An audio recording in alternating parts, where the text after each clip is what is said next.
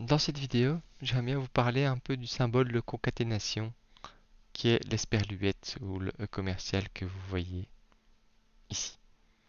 Alors, plutôt qu'un exemple dans un slide, j'aimerais bien repasser assez vite dans Excel pour montrer quoi. Imaginons ici que j'aimerais bien compter le nombre de livraisons entre certaines dates. Et donc, pour ce faire, j'aimerais bien par exemple dire, ok, je vais plus l'écrire vraiment directement dans la condition. C'est toujours bien d'avoir des références dans Excel. Et donc je vais choisir une échelle. Par exemple, je pourrais dire date de début de livraison.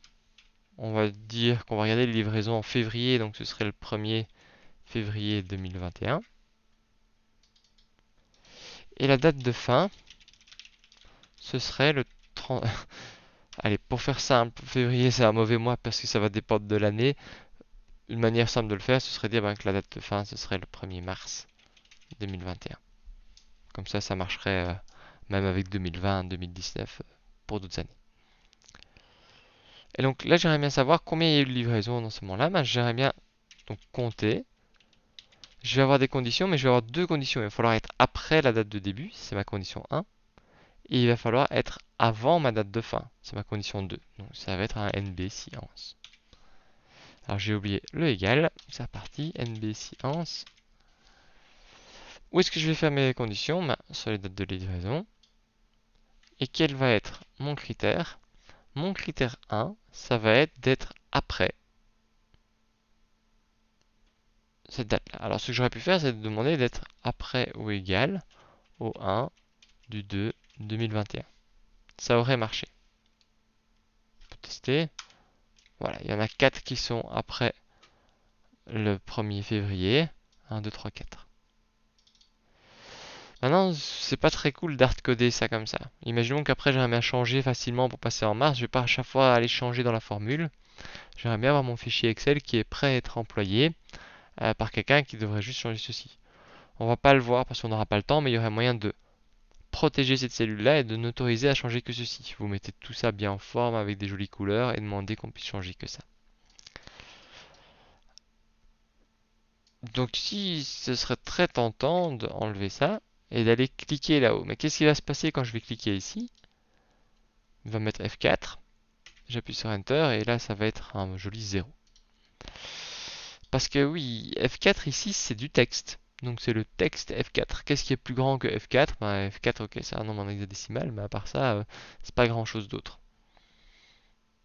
Et donc il va falloir ici aller rechercher ce qu'il y a dans F4. Donc rappelez-vous, si je fais égal F4, sans guillemets, ça va bien rechercher ce qu'il y a dedans. Par contre, si je mets F4 entre guillemets, bah, ça affiche F4. Et donc, ici dans ma fonction, je ne peux pas mettre mon F4 entre guillemets. Il faut que je le sorte des guillemets. Il faut que je le mette ici après les guillemets. Le souci, c'est que Excel, il va pas aimer ça. Il va se dire, attends, il faut que tu choisisses. Soit c'est F4, qui est une référence à une cellule, ici, c'est bien en dehors, donc il est d'accord. Soit c'est des guillemets, mais pas les deux. Si je fais les deux, il va me dire je comprends rien de ce que tu veux. Comment est-ce que je peux lui faire comprendre qu'il faut mettre les deux ensemble? Je vais concaténer. Concaténer, c'est le fait de mettre deux chaînes de caractères ensemble, de relier deux éléments. Et ce symbole-là, bon, il y a la fonction concaténer qui existe, mais personne n'emploie ça. Enfin, sauf dans des cas très précis. Le cas le plus utile, c'est l'esperluette. Et donc l'esperluette va vraiment dire, je prends la chaîne de caractères plus grand ou égal, et je la colle à la cellule F4. Et donc là, on va bien retomber sur ce que je voulais. C'est ce qui me permet d'aller chercher vraiment mes références dans les cellules et de les employer avec des symboles plus grand ou égal, plus petit, etc. Ça, c'est très très très pratique. Et rappelez-vous, mon but à la base, c'est de demander aussi une deuxième condition. Et il n'a pas oublié, je dois redonner la plage. Donc la plage, c'est bien celle-là.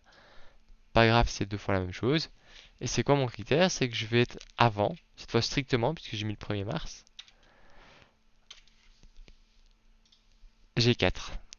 Et vous voyez bien, j'ai bien écrit le texte plus petit que je concatène avec l'esperluette G4.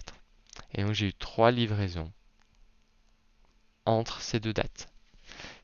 C'est très puissant parce que maintenant, si d'un coup je veux plutôt avoir ça pour janvier, je peux demander de commencer au 1er janvier 2021 et de m'arrêter au 1er février 2021. Alors ça vaut peut-être la peine ici de préciser que cette là elle est exclue et cette date-ci elle est inclue. Juste pour pas se tromper si jamais on va employer ce fichier là. Et voilà, j'ai bien 5 dates en janvier. C'est toute la puissance d'avoir, et ça c'est vraiment ce qu'on attend de vous dans Excel, hein, d'être capable d'employer tout ceci. Alors vous voyez ces symboles plus grand ou égal, ben, on peut même les employer pour d'autres choses. Par exemple,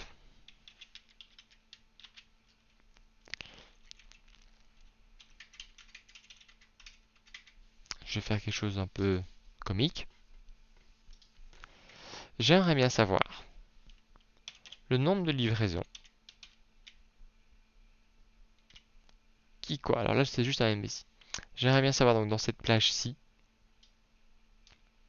le nombre de livraisons qui sont plus petites que 5. Et là donc c'est bien du texte que je veux, c'est plus petit que 5. Et donc je vais les relier avec une esperluette. Et donc j'ai eu une livraison qui est en dessous de 5 euros. Je vais avoir envie de tirer ceci. Donc quand je veux tirer, ma plage elle reste la même. Je vais la geler complètement. Ici j'aimerais bien pouvoir tirer ça vers la droite, donc changer de colonne mais pas de ligne. Il faut que ma ligne soit gelée. Par contre pour le mauve c'est l'inverse. Cette fois-ci il faut que je reste dans la même colonne. Donc je vais geler la colonne. Et je peux tirer ceci. Alors vous avez le fichier à votre disposition sur Moodle. Donc si vous voulez aller revoir les formules tranquillement, n'hésitez pas. Mais ce qui m'intéresse vraiment ici, c'est dans mes conditions. Alors vous voyez que ça devient illisible, hein. C'est pour ça que c'est toujours bien de préciser ce qu'on fait, d'écrire, d'expliciter. Mais ici, ça m'a permis très facilement de compter le nombre de prix. Voilà, j'ai une valeur en dessous de 5 euros. J'en ai deux en dessous de 10, ces deux-là. J'en ai combien qui sont égales à 10? J'en ai deux. Une, deux. Et comment est-ce que je choisis si c'est plus petit égal au plus grand? Bah, grâce à ces colonnes-ci. Si je change ici, je demande que ce soit plus grand, ça va changer automatiquement mes conditions. Et donc ça, c'est la manière la plus pratique d'employer Excel. Et pour ça, pour être capable de faire comprendre qu'on veut lier ça pour en faire un seul texte, hein. En soi, si je vous montre ici, si je fais égal ceci concaténé avec ceci, ça va bien m'afficher plus petit que 5, tout simplement. Donc ça, c'est le pouvoir de la concaténation, qui est résumé ici.